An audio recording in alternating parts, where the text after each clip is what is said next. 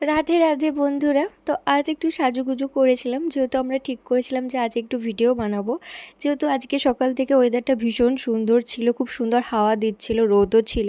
তো ভাবলাম আজকে বানাবো, যেহেতু কাল হচ্ছে জন্মাষ্টমী। তো আমি আর কুকাই মিলে ঠিক করেছিলাম যে একটা গানে আমরা ভিডিও মানে করব, তুলেছিলাম নাচটা।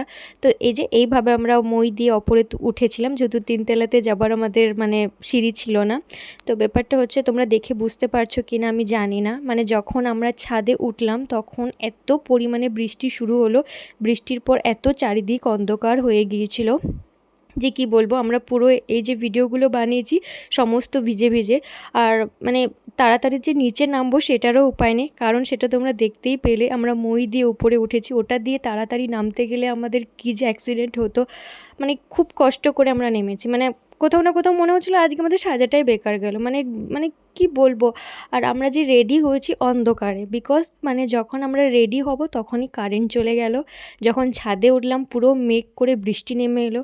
মানে কেন এরকম হলো জানি না, এর জন্যই না খুব রাগ লাগে। ওই জন্যই আমি বলি যে আমি না খুব আনলাকি, জানো তো। মানে আজকেই বেছে বেছে হলো, কিন্তু কুকাই বলছে না, তুই আনলাকি না, আমি আনলাকি। আজকে আমি তোর সাথে মানে নাচের ভিডিও বানাবো বললাম বলেই হয়তো এরকম হলো।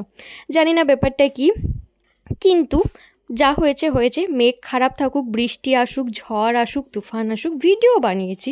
আমাদের কেমন লাগছিল তোমরা প্লিজ একটু জানিও। তো আজকে ভিডিওটা এই পর্যন্তই, দেখা হবে অন্য কোনো সুন্দর ব্লগে। কালকে ছিল কাকিমাদের বাড়িতে জন্মাষ্টমী, সেই ভিডিও তোমাদেরকে পরের ব্লগে দেখাবো। আজ আসি, টাটা।